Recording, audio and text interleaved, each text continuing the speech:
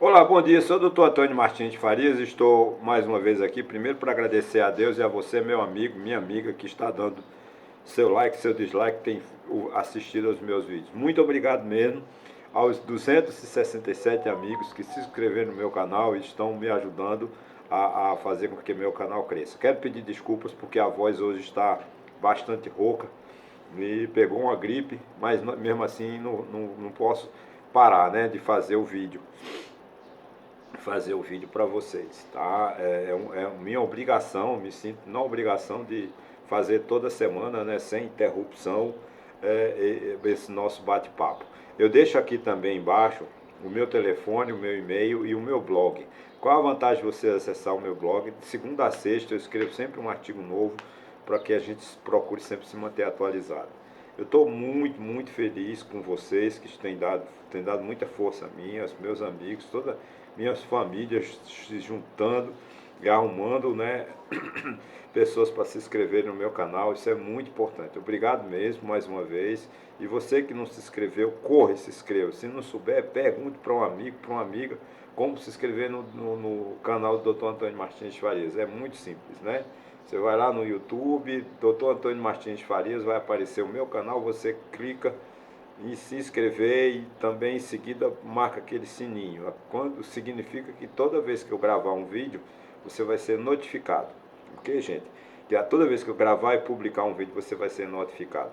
Bom, gente, o que me leva a falar esse vídeo de hoje é que temos muitas polêmicas, né? Desde o dia 30 de outubro, quando aconteceu o segundo turno das eleições para presidente da República e alguns governadores, né, do estado, no Brasil, o presidente Bolsonaro se enclausurou lá no Palácio da Alvorada e tem trabalhado apenas 30 minutos por dia.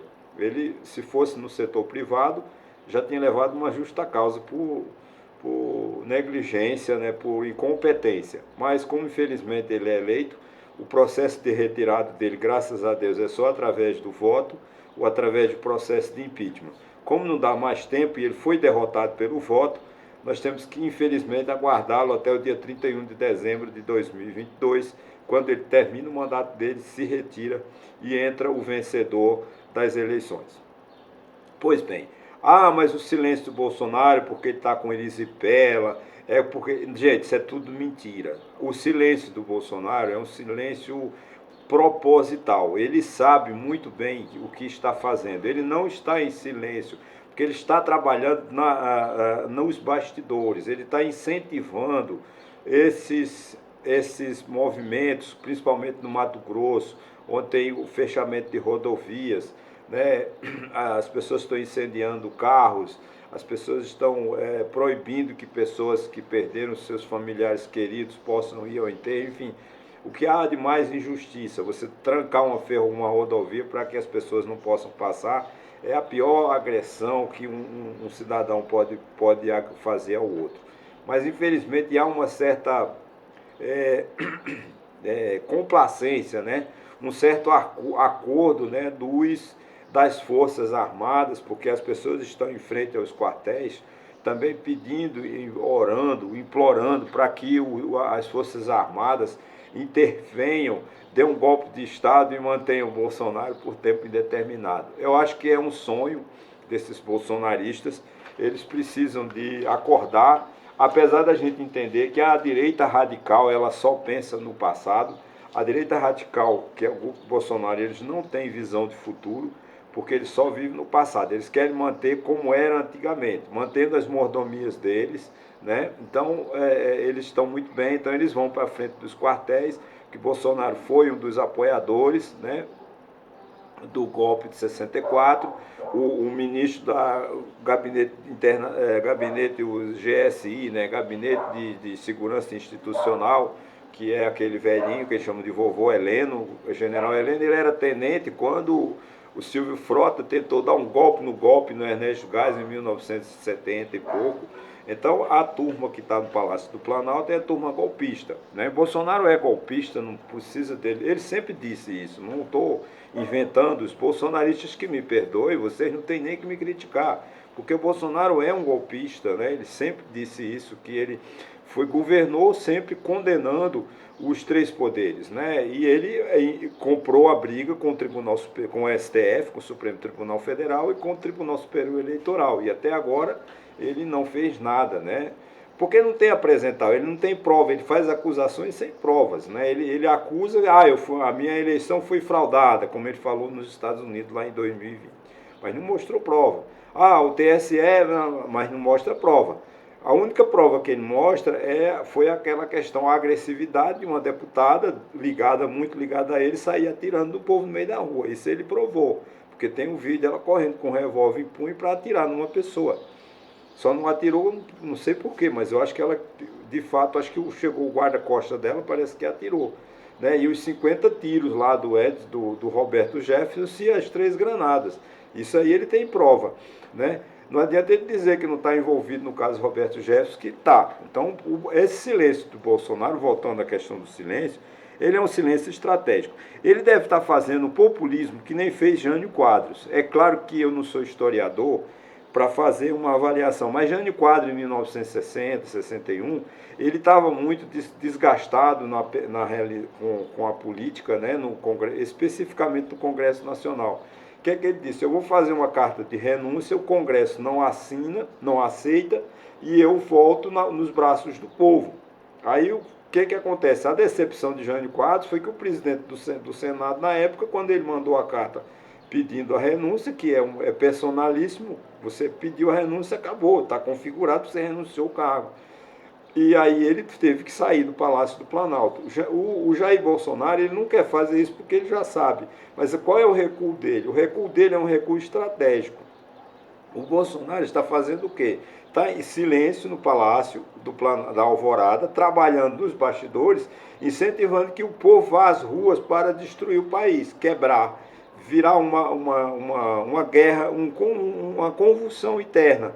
Né, uma espécie de guerra civil, uma espécie de uma revolução. Por quê? Quer dizer, o povo me quer no poder, eu vou me manter no poder. É essa a esperança de Jair Bolsonaro. Como o povo não está indo muito pouco, né, porque só meia dúzia de gato pingado é que vai nessas passeatas loucas em frente aos quartéis, né, ele está recuado. Mas o Bolsonaro, o sonho do Bolsonaro, esse silêncio do Bolsonaro, é que o povo vá às ruas, né? Vá às ruas fazer grandes passeatas, grandes movimentos, criar uma guerra civil, para que ele possa dizer, olha, o povo quer que eu fique.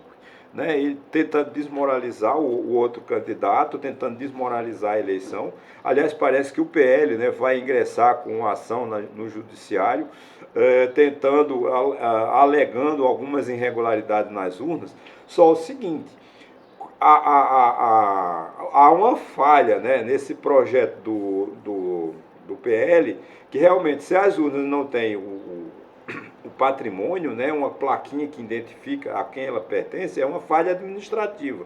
Isso é uma falha do direito administrativo. Agora, se 250 mil urnas forem retiradas, nós temos que anular as eleições, mas todas, as eleições do primeiro e as eleições do segundo, porque as mesmas urnas que foram usadas no primeiro turno foram usadas no segundo. Então, as primeiras urnas, se cancelar, o primeiro a perder vai ser o deputado Valdemar Costa Neto, que ele fez 99 parlamentares. Vai ter que haver uma nova eleição para governador, para senador, para deputado estadual, para deputado federal. Não vai só anular a eleição de 30 de outubro, que elegeu 12 governadores e o ex-presidente Lula. Não.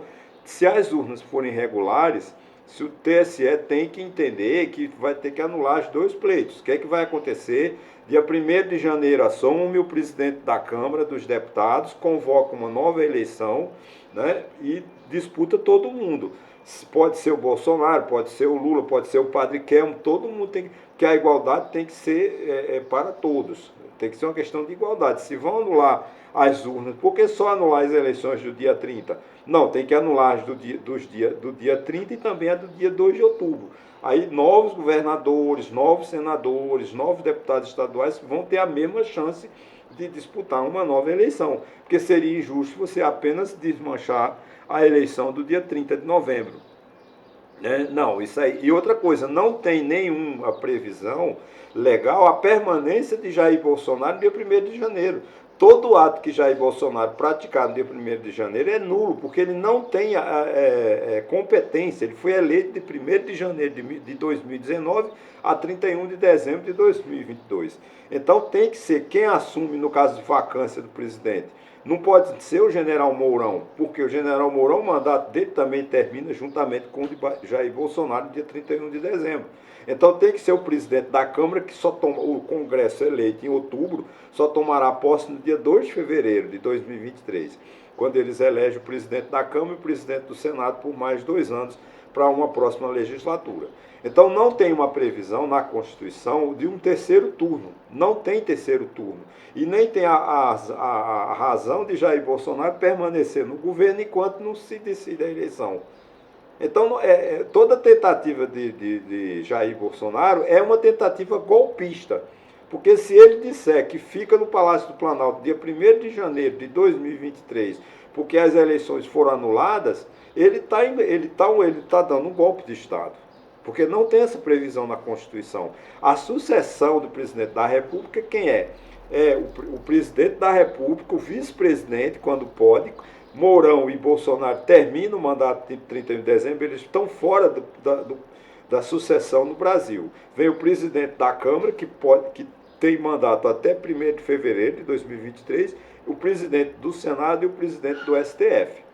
Né? O ministro do STF, tudo bem, ele tem 2 anos de mandato, que acho que vai ser o Fux ou então acho que é a Carmen Lúcia. Não sei quem é o presidente, quem vai assumir agora. Acho que é Rosa Weber. Desculpa essa falha, mas esqueci agora quem é o atual presidente do STF. Aí sim, mas não tem como Jair Bolsonaro permanecer como presidente do Brasil fora 31 de dezembro de 2022.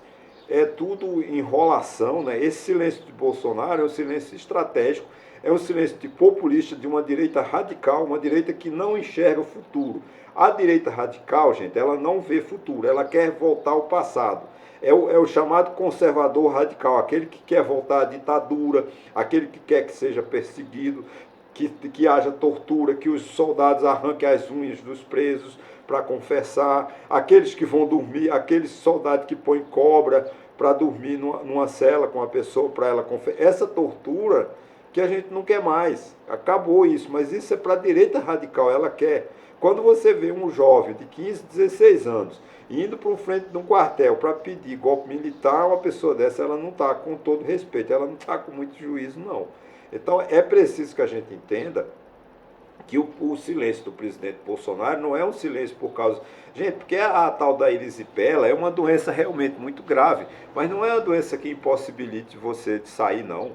Porque não pode vestir calça, isso é conversa fiada, não tem nada a ver com a equipe médica que ele tem, o Hospital das Forças Armadas à disposição dele 24 horas por dia, não justifica essa doença de Bolsonaro. Ou então ele diga que doença tem, que o Ministério sei lá, o Gabinete da Presidência da República, e diga, ó, o presidente está acometido da seguinte doença, está se tratando, assim, assim. Agora, esse silêncio é um silêncio para enganar os bestas, não caia nessa. Bolsonaro não está doente, Bolsonaro está esperando que você vá às ruas fazer uma guerra, matar brasileiro contra brasileiro para que ele se justifique a manutenção dele no governo. Não acredito nisso. Ele tem que governar até dia 31 de dezembro e se recolher para sua casa, que ele vai ficar lá como ex-presidente da República, infelizmente. Foi o pior presidente da República que nós tivemos. Vai ser a história, né? Os historiadores vão se encarregar disso, não sou eu, porque eu não sou historiador, mas a história manchou a história da República Brasileira, a pessoa de Jair Bolsonaro, que é o pior presidente da história do Brasil. E todos eles, desde acho que 1891, que nós temos presidente da República, foi o pior presidente que o Brasil já teve, infelizmente. Eu não gostaria de estar falando isso, mas é uma realidade, tá, gente? Então, não fique preocupado com esse silêncio. Ele não está doente, ele está aguardando que vá para a rua, que o povo vá brigar, que o povo vá matar um aos outros. O Bolsonaro quer uma guerra civil, ele quer provocar uma guerra civil, ele quer provocar uma revolução para que ele justifique a sua permanência no poder. É apenas isso, nada mais. Olha, gente, muito obrigado e até a próxima.